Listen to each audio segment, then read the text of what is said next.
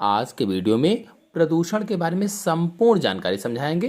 तो चलिए सबसे पहले जानते हैं कि प्रदूषण का अर्थ क्या होता है। तो प्रदूषण का अर्थ है प्राकृतिक संतुलन में दोष पैदा होना, मतलब विषैले तत्वों या प्रदूषकों के वातावरण में मिलने को ही प्रदूषण कहा जाता है। दूसरे शब्दों में कहें तो जब वायु, जल, ध्वनि, मिट्टी आदि में अवांछनीय पदार्थ मिल जाते हैं तो इनके मिलने से ये जो वायु, जल, ध्वनि है ये दूषित हो जाते हैं और मनुष्य, पशु पक्षी, पेड़ पौधे आदि के स्वास्थ्य पर प्रतिकूल प्रभाव पड़ने लगता है, तो उसे ही प्रदूषण कहा जाता है। कुल मिलाकर कहें तो जब वायु, जल, ध्वनि, मिट्टी आदि में अवांछनीय परिवर्तन होते हैं तो उसे ही प्रदूषण कहा जाता है। चलिए जानते हैं कि प्रदूषण के कारण कौन कौन से होते हैं, काजेस ऑफ पॉल्यूशंस कौन कौन से होते हैं। तो पहला है वनों की कटाई। तो हम सभी लोग जानते हैं कि पृथ्वी का 1/3 हिस्सा या 1/3 हिस्से से अधिक का हिस्सा जो होता है वो जंगलों से ढका हुआ है, वनों से ढका हुआ है। और वनों से हमें ईंधन भी मिलता है, इमारती लकड़ियां भी मिलती हैं और संश्लेषित धागों के लिए कच्चे माल आदि भी प्राप्त होते रहते हैं। और जंगलों से मृदा अपरदन जो होता है, जो मिट्टी का कटना बहना होता है, वो भी रुक जाता है। और वायु प्रदूषण भी जंगल जो होते हैं कम करते हैं।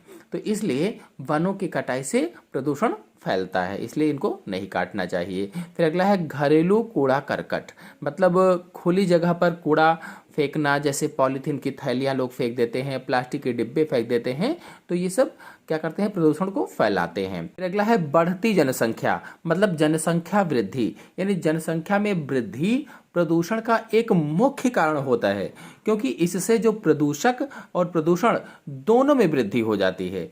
फिर अगला है बढ़ता औद्योगिकरण, यानी उद्योगों से निकला जो औद्योगिक कचरा होता है लोग नदियों में बहा देते हैं, जिससे जो जल होता है वो प्रदूषित हो जाता है, यानी जल प्रदूषण बढ़ता है।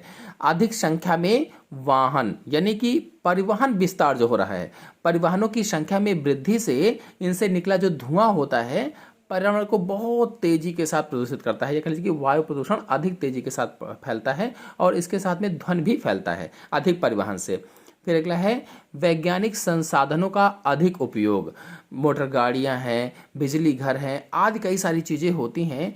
ये अधिक उपयोग करने से इनमें जो विषैली गैसें निकलती हैं ये प्रदूषण को फैलाती हैं। फिर अगला है उर्वरकों तथा कीटनाशकों के अत्यधिक प्रयोग, यानी इन उर्वरकों और कीटनाशकों का अत्यधिक प्रयोग करने से जो जल है वो प्रदूषित होता है, जो भूमि है वो प्रदूषित होती है। और जल तथा भूमि दोनों इतनी तेजी के साथ प्रदूषित होते हैं तो उनकी जो उर्वरा शक्ति होती है वो कम हो जाती है। उर्वरता क्या होती है, निरंतर कम होती जाती है और पौधों तथा मनुष्यों के जीवन में रोज नई बीमारियां पैदा होती रहती हैं। अगला है अधिक संख्या में कारखाने और मशीनें, यानी कारखानों आदि से कार्बन मोनोऑक्साइड है, नाइट्रोजन ऑक्साइड है, सल्फर डाइऑक्साइड है आदि जहरीली गैसें निकलती हैं जो वायु को प्रदूषित करती हैं। चलिए जानते हैं कि प्रदूषण के प्रकार कौन कौन से होते हैं, टाइप्स ऑफ पॉल्यूशन क्या क्या हैं। तो पहला है जल प्रदूषण, घरों से निकलने वाला दूषित पानी बहकर नदियों में जाता है। कल कारखानों के कूड़े कचरे एवं अपशिष्ट पदार्थ भी नदियों में ही छोड़ दिए जाते हैं। कृषि में उपयुक्त उर्वरक जो होते हैं, कीटनाशक जो होते हैं, ये भी जल को प्रदूषित कर देते हैं और जल प्रदूषण से डायरिया, पीलिया, टाइफाइड, हैजा आदि खतरनाक बीमारियां उत्पन्न हो जाती हैं। फिर दूसरा मुख्य प्रदूषण है वायु प्रदूषण। तो कारखानों की चिमनी और सड़कों पर दौड़ते वाहनों से निकलते धुएं में कार्बन मोनोऑक्साइड, ग्रीन हाउस गैसें जैसे कार्बन डाइऑक्साइड है, मीथेन है, क्लोरोफ्लोरोकार्बन है आदि खतरनाक गैसें निकलती हैं। ये सभी गैसें वायुमंडल को भारी नुकसान पहुंचाती हैं। दमा, खसरा, टीबी, डिप्थीरिया, इन्फ्लुएंजा आदि रोग वायु प्रदूषण के कारण ही हो जाते हैं। फिर अगला है ध्वनि प्रदूषण। तो मशीनों की तीव्र आवाज़, ऑटोमोबाइल्स से निकलती तेज आवाज़ हमारे स्वास्थ्य पर बुरा असर डालती है। इनसे होने वाला प्रदूषण ध्वनि प्रदूषण कहलाता है। इससे पागलपन, चिड़चिड़ापन, बेचैनी, बहरापन आदि समस्याएं उत्पन्न हो जाती हैं। फिर अगला है मृदा प्रदूषण। तो खेती में अत्यधिक मात्रा में उर्वरकों और कीटनाशकों के प्रयोग से मृदा प्रदूषित हो जाती है, मिट्टी जो होती है दूषित हो जाती है। साथ ही प्रदूषित मिट्टी में उपजे जो अन्न होते हैं उन अन्न को खाकर मनुष्य और अन्य जीव जंतुओं के सेहत पर भी बुरा प्रभाव पड़ता है। फिर अगला है रेडियोधर्मी प्रदूषण। तो रेडियोधर्मी प्रदूषण कैंसर और आनुवांशिक उत्परिवर्तन सहित विभिन्न प्रकार की स्वास्थ्य समस्याएं पैदा कर सकता है। यह पर्यावरण को भी नुकसान पहुंचा सकता है, जिससे पौधों और जानवरों की मौत हो सकती है। चलिए जानते हैं कि प्रदूषण के दुष्परिणाम कौन कौन से होते हैं, इससे क्या क्या हानियां होती हैं। तो प्रदूषण के कारण मानव के स्वस्थ जीवन को खतरा पैदा हो गया है। आदमी खुली हवा में सांस लेने तक को तरस गया है। गंदे जल के कारण कई बीमारियां हो जाती हैं, जैसे हैजा, पेचिश आदि। प्रदूषण के कारण वायुमंडल में ग्रीन हाउस गैस उत्सर्जन से पृथ्वी का तापमान बढ़ता है और विकिरण के स्तर में वृद्धि से त्वचा कैंसर का खतरा भी बढ़ जाता है। कीटनाशकों जैसे उर्वरकों के उपयोग से मिट्टी की उर्वरता कम हो रही है, जिससे फसल उत्पादन में कमी आ रही है। ध्वनि प्रदूषण के कारण मानव में बहरापन हो जा रहा है।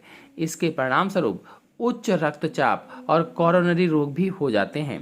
हार्ट अटैक, डिप्रेशन, बहरापन, तपेदिक, कैंसर जैसी कई बीमारियां प्रदूषण का ही परिणाम है, जिसके कारण मनुष्य समय से पहले ही अपनी जीवन लीला समाप्त कर जाता है। चलिए जानते हैं कि प्रदूषण का नियंत्रण कैसे करेंगे। तो कुछ उपायों का पालन करके हम प्रदूषण की समस्या पर काबू पा सकते हैं, जिसमें से पहला है लोगों को प्रदूषण के कुप्रभावों का ज्ञान कराना चाहिए। जिसके कुप्रभाव हैं वो सबको पता होने चाहिए कि कौन कौन सी हानियां हैं इससे। फिर अगला है वनों को काटने से रोका जाए, यानी जो जंगल काटे जा रहे हैं, जो वन काटे जा रहे हैं, इनको ना काटने दिया जाए। अगला है मानव जनसंख्या वृद्धि को रोकने का प्रयास किया जाए। जो लगातार जनसंख्या विस्फोट हो रहा है, इसको रोकने का प्रयास किया जाए। जगह जगह नुक्कड़ नाटक के माध्यम से समझाया जाए लोगों को। फिर अगला है कीटनाशकों और उर्वरकों का सीमित उपयोग किया जाए। जो कीटनाशक डाले जाते हैं, जो उर्वरक डाले जाते हैं, इनका कम उपयोग किया जाए। फिर अगला है अपने आसपास की जगहों को साफ सुथरा रखा जाए। अगर आप अपने आसपास की जगहों को साफ सुथरा रखेंगे तो प्रदूषण नहीं होगा। अगला है रेडियो एक्टिव पदार्थों के उपयोग को लेकर कठोर नियम बनाए जाएं। फिर अगला है कारखानों की चिमनियों की ऊंचाई अधिक रखना चाहिए और कारखानों के चिमनियों में फिल्टर का उपयोग करना चाहिए। जो कारखाने हैं उनकी ऊंचाई अधिक हो और उनकी चिमनियों में फिल्टर लगे हों। फिर अगला है अधिक से अधिक वृक्षारोपण करना चाहिए, अधिक से अधिक पेड़ लगाने चाहिए। फिर अगला है उद्योगों की स्थापना शहरों एवं गांवों से दूर करनी चाहिए। जो उद्योग लगाए जाएं वो शहरों में न लगाए जाएं, अंदर ना हो, गांवों के अंदर ना हो, शहरों से दूर या गांवों से दूर होने चाहिए। फिर अगला है कारखानों से निकले हुए अपशिष्ट पदार्थों को नदी, झील एवं तालाबों में नहीं डालना चाहिए। जो भी कारखाने से अपशिष्ट पदार्थ निकलते हैं वो नदियों में ना बहाए जाएं, झीलों में ना बहाए जाएं या तालाबों में ना बहाए जाएं। फिर अगला है मृत प्राणियों, घर के कूड़ा करकट, गोबर आदि को दूर गड्ढे में डालकर ढक देना चाहिए। जो मृत जंतु होते हैं, कूड़ा करकट होता है, गोबर होता है, ये क्या करना चाहिए, दूर गड्ढे में डालकर उसको ढक देना चाहिए। तो इस तरह से हम प्रदूषण को नियंत्रित कर सकते हैं। बता दें कि बढ़ता प्रदूषण आज समूल विश्व का सरदर्द बन चुका है। प्रदूषण से प्राकृतिक असंतुलन पैदा हो रहा है, साथ ही यह मानव जीवन के लिए भी खतरे की घंटी है। प्रदूषण के प्रति लोगों में जागरूकता फैलाने के लिए हर साल पर्यावरण दिवस, जल दिवस, ओजोन दिवस, पृथ्वी दिवस, जैव विविधता दिवस आदि मनाए जाते हैं। हमें प्रदूषण को रोकने की या इसको कम करने की शपथ लेनी चाहिए। इसी के साथ आप सभी लोगों का धन्यवाद।